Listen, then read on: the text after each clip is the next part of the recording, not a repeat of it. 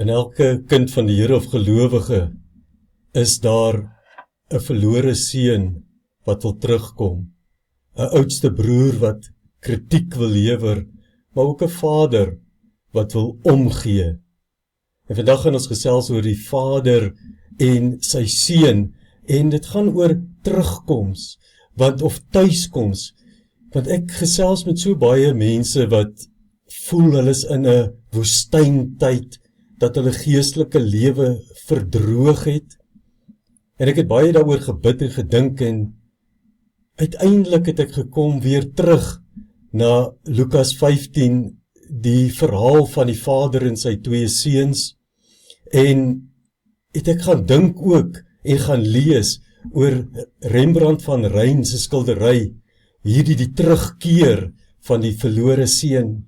Want jy sien, geloof is 'n wilsbesluit om God te glo, en om sy woord te glo. Maar dis ook 'n wilsbesluit om onvoorwaardelike liefde te aanvaar, en die God op sy woord ook te neem. Nou vir my is dit nie altyd so maklik nie. 'n Mens het, of ek het baie groot geword met God as 'n harde God, as God wat gaan straf, as jy nie in jou spore trap nie. En het ek 'n ruk lank met hierdie gedeelte in my hart en in my gedagtes geloop, omdat ek nie oor dinge wil gesels wat ek nie kan of wil toepas nie. En hierdie is eintlik maar my geloofsreis. Dit is maar 'n reis wat ons saam moet loop, en daarom is gemeenskap met die Here, maar ook gemeenskap met mekaar so noodsaaklik. So kom ons gaan kyk vandag na Lukas 15, maar ook na Rembrandt se skildery. Nou die agtergrond van Lukas 15 is dat daar 3 gelykenisse vertel word. Maar kom ons kyk eers na hier vers 1 en 2. Al die tollenaars en die sondaars het dikwels nader gekom om na hom te luister. Interessant, die tollenaars en sondaars. Maar dan, die fariseërs en die skrifkenners het onder mekaar gemor. Hierdie man ontvang sondaars en eet saam met hulle.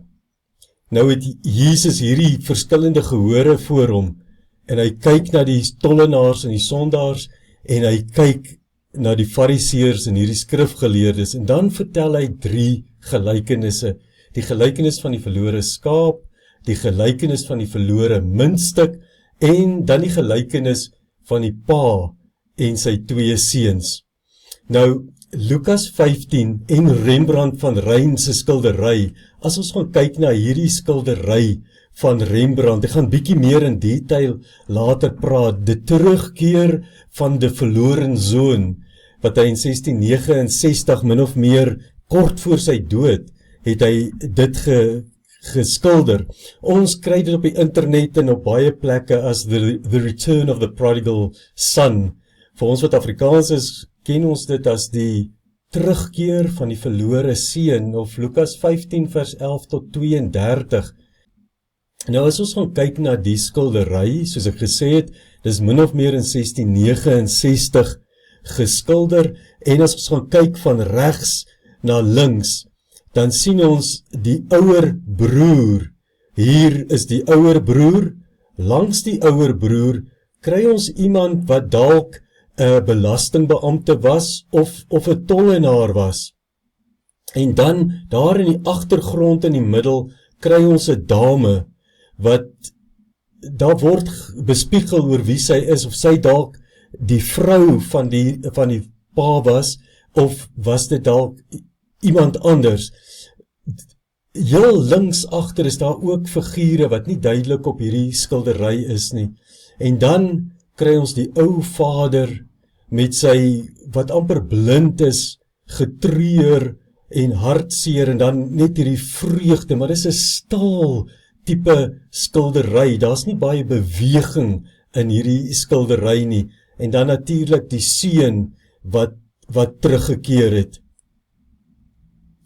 Nou kom ons gaan kyk na Lukas 15, verder het hy gesê, 'n man het 2 seuns gehad, die jongste een van hulle het vir sy vader gesê, Vader, gee vir my die deel van die eiendom wat my toekom. Hy het toe die besittings tussen hulle verdeel. Nie lank daarna nie, het die jongste seun al sy goed in geld omgesit en na 'n ver land gereis. En daar alles wat hy besit het, deur sy losbandige leefwyse verkoos. Hier is 2 bewegings, eintlik 3. Die eerste is, hy het na sy pa toe gegaan en gesê hy wil sy besittings hê. Die tweede een is, hy het daai besittings gevat en dit in geld omgesit. En die derde is, hy beweeg uit die huis en uit die land uit. Nou, as mens in die midde of die ou nabye ooste en nou na die Midde-Ooste toe gaan en jy gaan vra vir daai mense, is dit moontlik dat 'n kind kan kom en sê ek wil my erfporsie nou hê? Dan sal hulle vir jou sê, hierdie seun het gesê, gee my wat my toekom, en is absoluut ondenkbaar vir mense in die ou nabye ooste en die huidige Midde-Ooste. Erfporsie is nie reg nie, dis 'n voorreg. En mens kan hier aansluit by die uitdrukking illusion of entitlement, die illusie dat ek die reg het of iets, of dat dit my toekom, dat ek eintlik, kan mens sê, menseregte het.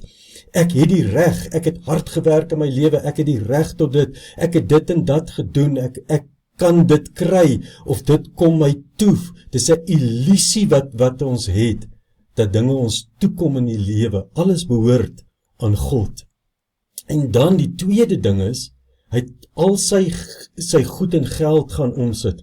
Nou, as mens jou in daai tyd die erfporsie aan jou kind dan gegee het, dan het die vader of die gesin nog die reg gehad om op die inkomste daarvan te lewe, maar hierdie kind gaan en hy gaan sit al sy besittings om in geld.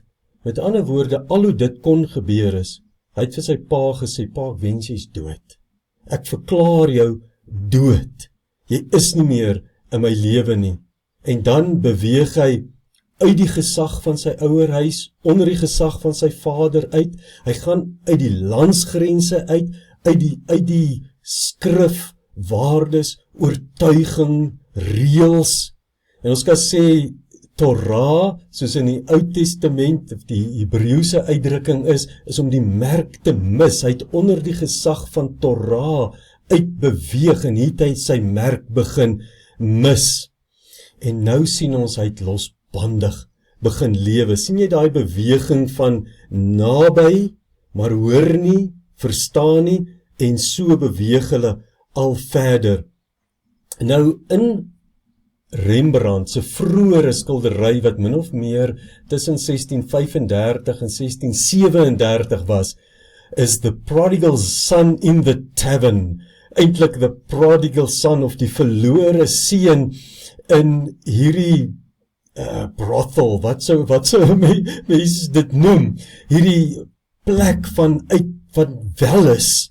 En jy sien, daar sit hy, is ook 'n selfportret met sy kleure en klere, die hoed met die vere, die absolute adelstand, die lang swaard wat adellikheid uitgebeeld het, en op sy skoot sit sy vrou Saskia, en met die glas wyn, met hierdie wellustige oë wat dronk is, en albei is vol van welis, en daar links is die sak met die geld, en so het Rembrandt homself in daardie tyd gesien, met al sy roem en sy voorspoed wat hy gehad het.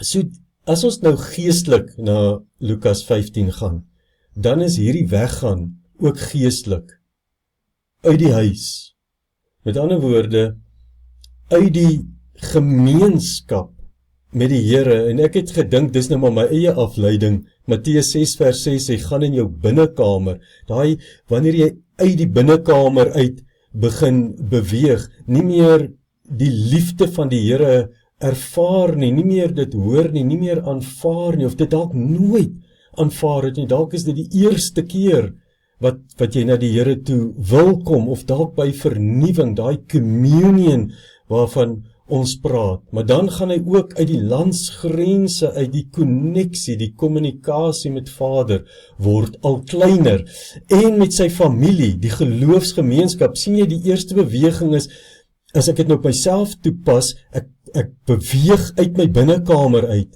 en nou beweeg ek uit my gemeenskap, my verhoudings met mense uit.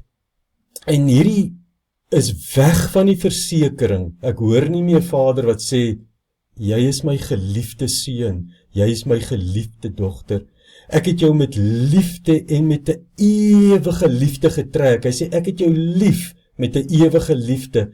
Ek het jou naam op my handpalms gegraveer. Ek het jou kunstig in die moederskoot geweef. Jou dae is in my boek opgeteken, jou dae is beplan. Ek bestuur eintlik jou lewe. Jy is my beminde en my begeerte is na jou. Dis natuurlik Hooglied 7 vers 10, daar's ander 2 skrifgedeeltes wat ook 'n beweging nader aan die beminde is. En dan Johannes 17 vers 10, daai verskriklike diep roerende gebed van Jesus waar hy sê, Here, hulle behoort aan my. Ek behoort aan U en hierdie my disippels behoort aan my. En Jesus kom sê dit nou vir jou. Jy behoort aan my. Ek het jou eerste lief gehad. Nog voordat jy geweet het van my. Ek het jou eerste lief gehad. En daarom sê 1 Johannes 4 vers 19, ons het hom lief, want hy het ons eerste lief gehad. En so sien ons dit ook in Openbaring 2 vers 4 tot 5. Weet ek het 'n boek van Henry Nouwen gelees en hy skryf, I am the prodigal son every time I search for unconditional love where it cannot be found. Elke mens het hierdie behoefte aan onvoorwaardelike liefde. Maar ongelukkig fokus ons daai soeke op dinge en op mense en niemand en niks kan daai onvoorwaardelike liefde vervul nie, net God kan dit doen. En daarom enige wegbeweeg en soeke op ander plekke is soos die verlore seun te wees. En nou kry ons die verlore seun absolute laagtepunt. Teen die tyd dat hy alles uitgegee het daar 'n baie ernstige hongersnood in daardie land uitgebreek. En hy het begin gebrek ly. Hy gaan werk toe by een van daardie land se inwoners, wat hom na sy boerdery gestuur het om sy varke op te pas. Hy het gewens dat hy sy honger kon stil met die pele wat die varke gewoonlik gevreet het, maar niemand het vir hom daarvan gegee nie. Sien jy, niemand het hom eers meer raak gesien nie, hy was nie meer mens nie. Niemand het hom as 'n mens gesien nie, selfs die varke was hoër as hy. Kom ons gaan verder. Maar, as ons nou weer na Rembrandt gaan kyk, dan sien ons dat na daai tyd wat van voorspoed en van brassery wat hy geleef het en wel is, het hy soveel verliese gelei. En dit het 'n kentering by hom gebring. En dit het hom eintlik by hierdie skildery uitgebring. As gevolg van sy lewenstyl het hy finansiële verliese gelei. Hy het baie dinge gedoen en eiendomme gekoop en allerhande dinge finansiëel en wat hom in die moeilikheid laat beland het en baie geld uitgegee en selfs ander kunstenaars se werke gaan koop en by sy versameling gevoeg. En toe in sy familie het hy geweldige verliese gelei, veral met sy vrou Saskia van Eulenburg. Sy eerste 3 kinders, of 3 van sy 4 kinders, het hy kort na mekaar, dis so 2 jaar spasies, het hy hulle in hulle kinderjare, babajare eintlik verloor. Saskia, sy vrou, absolute lieflingvrou, ek kry die indruk, is amper soos Jakob en Rachel, dat hy haar so lief gehad het, is in 1642 oorlede. Later is sy vrou wat hy in gemeene reg, dit is eintlik soos in saam bly, hulle het net 'n ooreenkoms gehad, sy is ook oorlede, en uiteindelik sy lieflingsseun Titus is in 1668 oorlede, kort voor hy hierdie skildery geskilder het, en net sy dogter Cornelia het uiteindelik hom oorleef. Ons gaan terug na Lukas toe. Hierdie gebeure in Rembrandt se lewe het hom tot sy sinne laat kom, maar ook die verlore seun. Toe het hy egter tot sy sinne gekom en gesê, hoeveel dagloners van my pa het oorgenoeg kos, en hier vergaan ek van die honger. Ek sal opstaan en na my pa gaan en vir hom sê, Vader, ek het gesondig teen die hemel en in u oë. Ek is nie langer werd om u seun genoem te word nie. Behandel my soos een van u dagloners. So oefen hy sy toespraakie en sy belydenis. Ek glo dis opregte belydenis wat hy gehad het. En dan hierdie tuiskoms, hy het toe opgestaan. Jy sien daai belydenis wat in my, daai oortuiging, maar dan gaan hy oor tot aksie. Hy staan op en hy beweeg terug na sy vader toe. Hy het opgestaan en na sy vader gegaan. Hy was nog ver weg. Toe het sy vader hom al gesien. Hy het hom innig jammer gekry, na hom toe gehardloop, hom omhels en hom gesoen. Daar in die Grieks is daai soen is aanhoudend. Hy het aanhoudend, hy het hom gedruk, hy het hom gesoen. Dit was net so 'n oorweldigende blydskap dat sy seun terug is, wat hy gedink is dood, want hy het geen kontak met hom gehad nie. Die seun sê toe vir sy vader, Vader, ek het gesondig teen die hemel en in u oë, ek is nie werd om u seun genoem te word nie. En voor Rembrandt die skildery geskilder het hy hierdie skets gemaak van die ou vader met daai stok en hoe hy hom tegemoet gehardloop het en hoe almal kyk. Maar uiteindelik word hierdie skildery geskilder ongeveer in 1669. 'n Vader wat amper blind is, vooroorgeboë, sy seun teen hom vasdruk, daai oë, dit is asof dit leeg, blind, getreur is. Maar uit hom skyn nog steeds hierdie absolute lig wat almal om hom verlig, en nog steeds sy mantel, wat die vlerke van God ook kan wees.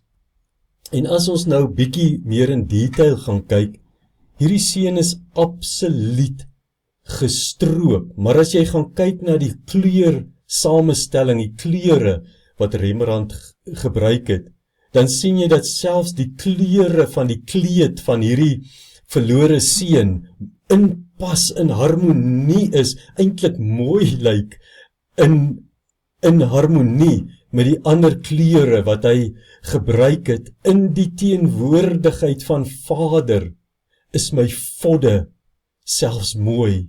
Kom my vodde, kom my gebrokenheid selfs as heerlikheid voor. En daai kring wat ek so aan die regterkant getrek het, is eintlik om 'n swaard wat hy by hom gedra het, eintlik 'n dolk, net om sy adelikheid nog te toon. Dis al wat hy oorgehad het. Hierdie vodde wat hy het, val hy voor hierdie vader neer, en al wat hy by hom gehou het is, ek is my vader se kind. Hierdie swaard, dit laat my so dink aan die woord van God. Al wat hy kan doen is, Here, ek is u kind.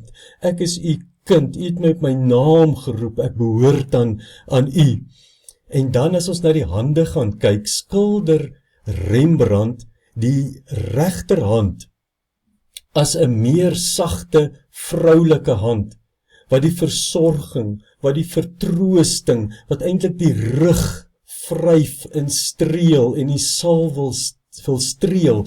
En as ons gaan kyk na die linkerhand wat eintlik nou aan ons regterkant is, dan is dit meer 'n manlike hand en daai duim het hy self so geskilder dat daar 'n drukking is op die duim, dis of daai hand versterk, trek jou teen my vas, jy is my kind. Kan jy jou indink, hierdie varkreuk, hierdie vodde mens wat hier om hom is, die seun, kyk sy hare is weg, daai flamboyante hoed, die vere, alles is weg, sy mantel is weg, niks het oorgebly nie, net hierdie onderstikkende onderkleed en al wat hy by hom gehad het, is hierdie dolk, ek behoort aan my pa, ek gaan terug na hom toe, dis al wat sy adellikheid nog getoon het.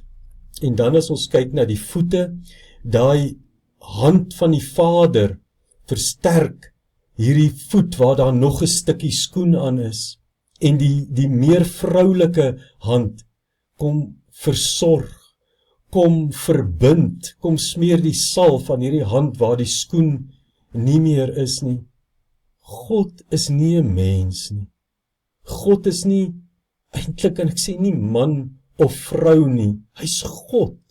Hy versorg ons totaal. Ons kan ons volle vervulling van alle behoeftes by hom kry. Alle genesing is by hom. En dan die seun se arms is nog steeds voor hom gevou, dis of daai skuldgevoelens soos 'n skuld die voor hom is. Ek kan net nie dit reg kry om my hande om my pa te sit, om hierdie liefde nou te aanvaar nie. Sien jy daai genesingsproses wat nog sal moet plaasvind, dat daai arms kan oopgaan, dat ek kan los, dat ek kan let go and let God, dat ek sê, Here, ek kan net my arms oopgooi in hierdie liefde aanvaar, maar die stikkend en die skuldgevoelens is te groot, en hy het alles wat sy pa sien was, het hy gaan uitmors in sy lewe. Maar as jy nou gaan kyk na die voorkop of die gesig van die pa, en die seun is nou nie mooi, die oudste seun is nou nie mooi hier nie, maar jy kan sien dat die lig skyn op die vloer en die lig skyn op almal, maar daai mantel is soos 'n mantel, die vlerke van God, die skuilplek wat God vir ons gee, maar dis of die Vader hom intrek, en dis of daar 'n metamorfose plaasvind. As ons kyk na Romeine 12 vers 1 en 2, offer jouself, gee jou oor, druk jou lyf teen die Vader, gee jou net oor, offer daai lyf aan die Vader oor, moenie aan die wêreld gelykvormig word nie, beweeg weg van die Vader, van die wêreld, beweeg na die Vader toe, dat hy jou vasdruk, dat jy jou koppie by sy hart het, en jy hoor daai hart klop.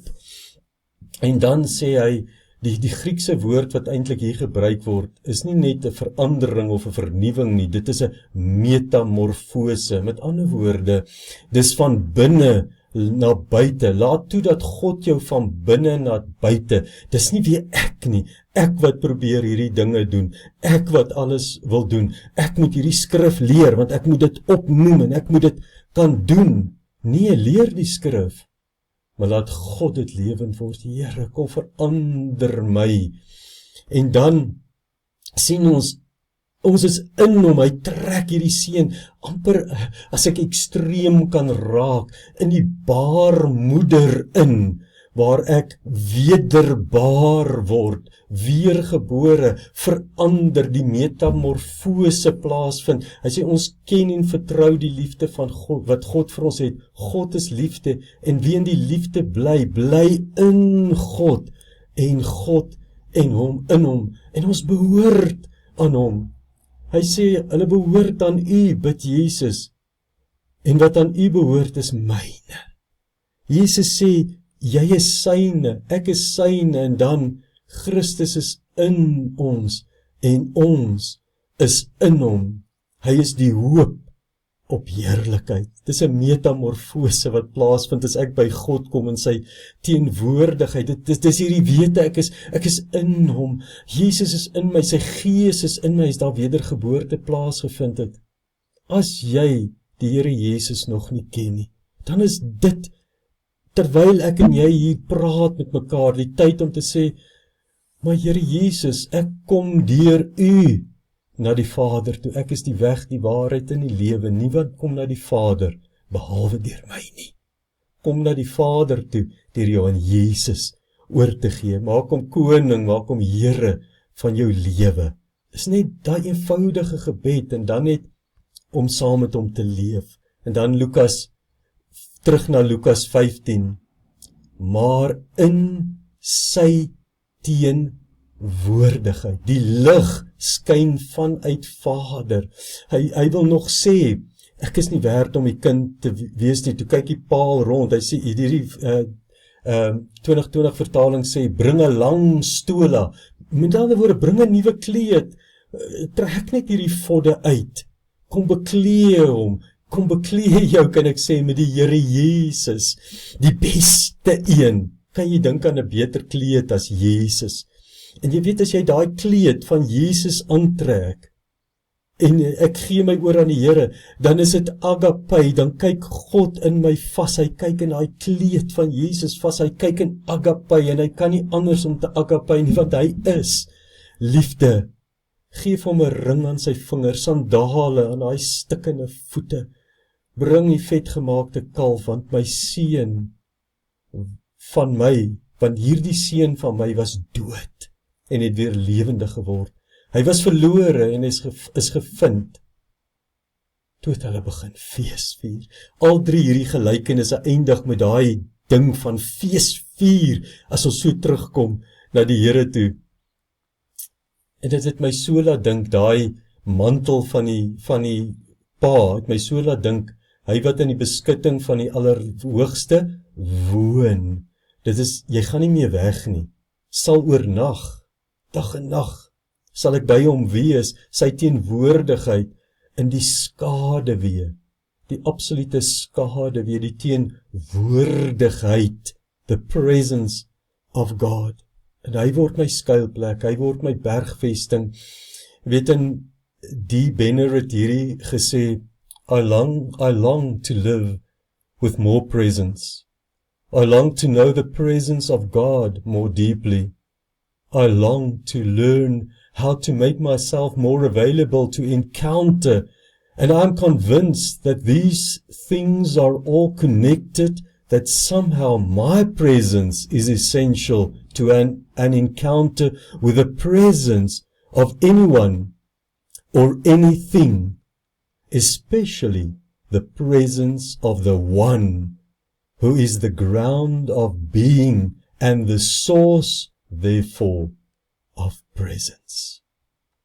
Teenwoordigheid dan is, dit is ek wat absoluut bewus daarvan is, dat ek hier en nou op 'n spesifieke plek, by iemand of iets is, dus dat my volle aandag en fokus op die persoon, of 'n persoon, of 'n objek sal wees, en dis hier en nou, op hierdie spesifieke plek.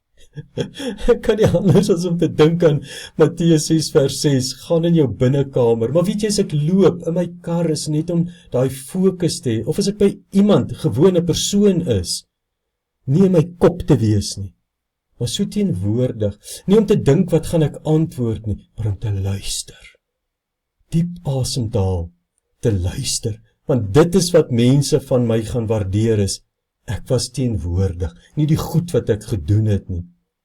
Eendag as hy dood is, jou erflating is, was hy of was sy teenwoordig? Was ek veilig?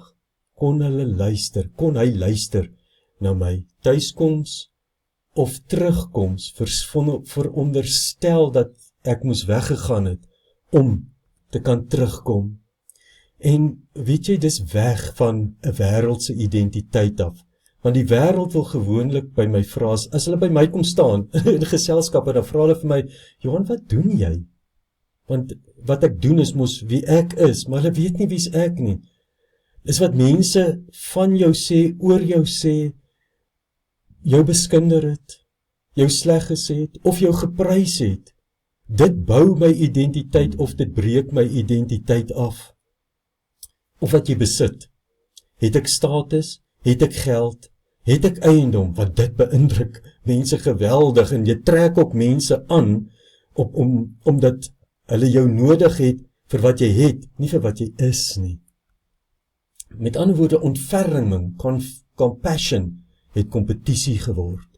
Dit gaan oor kompetisie, oor wat ek doen, oor wat mense moet sê, want ek moet nou mos presteer, en ek moet die blinkkant bo hou, en jong, wat ek besit, as ek in daai kar klim, dan het ek identiteit. Of as ek my geld kan uitgee, of selfs ander mense help, of ek kan vir hulle sê hoe ryk ek is, of my eiendom wys, of my status, my klere, dan, en jy sien, dit is die vals self, die vals identiteit. Ek word dikwels 'n objek tot 'n doel, en nie meer 'n unieke individu vir mense nie. Nie eers mense het die verlore seun meer raak gesien, om vir hom iets te gee, om die vark se pele. Hy was ontmens, as daar so woord is. Hy was nie meer mens nie, want jy's 'n objek. Ek dink aan 'n kunstenaar wat eendag so voor sy skildery gestaan het en gekyk het hoe die mense na die skildery kyk en so in sy gedagtes gesê het, ek wens julle kan my raak sien, en nie net wat ek kan doen nie. Sien net vir my bietjie raak, en ek dink is my behoefte baie keer, dis jou behoefte dalk baie keer, sien my net raak, hoor my net vandag, en net God, regtig, net God kan hierdie behoefte vervul. Jy kan maar probeer, oral waar jy kom, mense, dinge, wat hulle sê, wat hulle doen, en wat jy besit, gaan dit nie vir jou doen nie.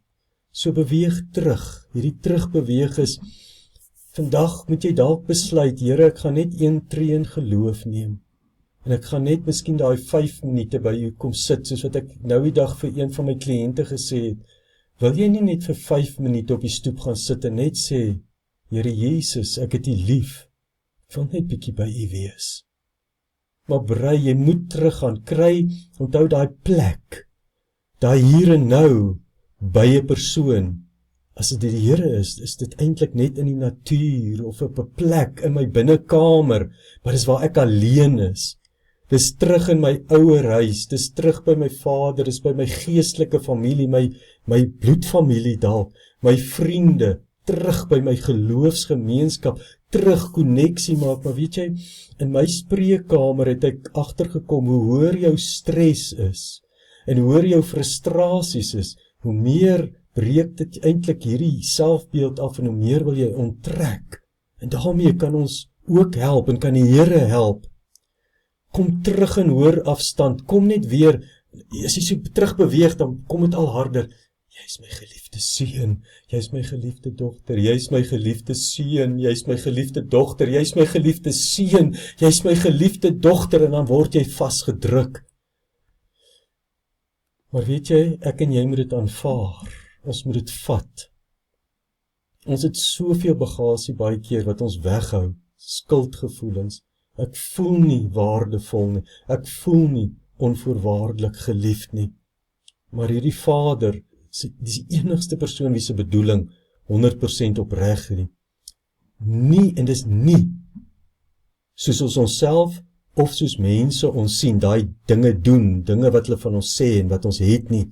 Nee, dis terug na, jy is my geliefde, ek het jou lief met 'n ewige liefde, ek het jou op my handpalms ingegrafeer, ek het jou kunstig in die moederskoot geweef, jou dae is in my boek opgeteken, jy is my beminde, my begeerte is na jou, jy behoort aan my, ek het jou eerste lief gehad. My pleit is vandag, en dis die paadjie wat ek, voor ek hierdie met jou deel, wat ek self geloop het, en wat ek nog steeds loop, want ek is mens met al my gebrokenheid. Weet Paulus sê, ons het hierdie skat van die evangelie boodskap, ons het die skat van God eintlik, die Heilige Gees in ons, maar ons is kleipotte wat maklik breek. So, hoor, dat jy is my geliefde, dis die ware identiteit. Hoor wat God vir jou sê, jy is my geliefde, maar dis net in God se oë, jy is my geliefde dogter, jy is my geliefde seun, in God se oë. Efesiërs 1 vers 2 tot 4 sê, in liefde voor hom. Ek dink is die Amplified, nie is die NIV wat sê, in his sight, in love. Dis nie hoe jy dit sien nie. Dis nie hoe mense jou sien nie. Dis hoe God jou sien. Ons het hom lief, want hy het ons eerste lief gehad. Begin dit besef. En daarom is die uitnodiging om terug te kom. Jesus nooi jou uit, Vader nooi jou uit, die Heilige Gees is met jou besig op die oomblik om te sê, weet jy, in hierdie eerste stap van geloof is net om te sê, Here, vandag staan ek op. Here, vandag kom ek terug. Ek kan nie in die woestyn bly nie. Ek kan nie met hierdie biddeloosheid mee saam leef nie, want dit ruïneer my lewe. Ek kan nie meer na mense kyk en hoop hulle kan my behoeftes vervul nie. Net U kan, weet jy, die enigste letsels in die hemel is 2 hande en 2 voete wat vir jou gesterf het en vir my gesterf het. En wat sê, weet jy, jou naam, daar aan die kruis is jou naam op my handpalms gegraveer. Het staan wel in die Ou Testament, maar dit is wat Vader in Jesus vanmôre, of nou, vir jou sê. Hoor dis, en voel daai omhelsing. Gaan staan en sit jou arms om jou en hoor dit. Jy is my geliefde seun. Jy is my geliefde dogter. Dit is die fondasie van jou identiteit, jou ware identiteit. Ek is verheug oor jou. Jy kan niks doen dat God jou meer lief sal hê nie, maar jy kan niks aanvang dat hy jou minder lief gaan hê nie. Weet jy, ek sê dit, want ek sê dit oor en oor vir myself, want ek self moet dit vat en moet dit glo. Maar nou moet ek gaan en ek moet hierdie liefde vat en dan moet ek sê, Father, how can I receive your love and give it to the next person I meet? En dis in die volgende sessie waaroor ek wil gesels is, ons moenie net die Vader se omhelsing aanvaar nie. Vir Rembrandt het dit eintlik geword, ek moet die Vader word. Ek moet daai liefde gaan uitdeel vir die oudste seun en vir die jongste seun. So volgende keer wil ek oor die Vader en die oudste seun of die ander seun ook praat. En daarom, my gebed is dat die Heilige Gees jou sal vashou op hierdie oomblik. Want nou wil ek sy naam op jou lewe plaas. Weet jy, dis sy teenwoordigheid. Sy teenwoordigheid. Die Here sal jou seën en jou beskerm. Die Here sal tot jou redding verskyn en jou genadig wees. Die Here sal jou gebede verhoor en aan jou vrede gee.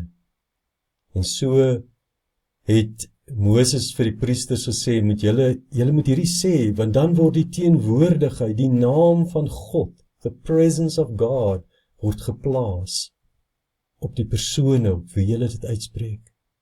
Mag jy dit vat, en mag jy die liefde, oorvloedige liefde, van die Here beleef, maar mag jy ook sy genesing, innerlike, liggaamlike, wat se genesing dit ook al mag wees, mag jy dit beleef.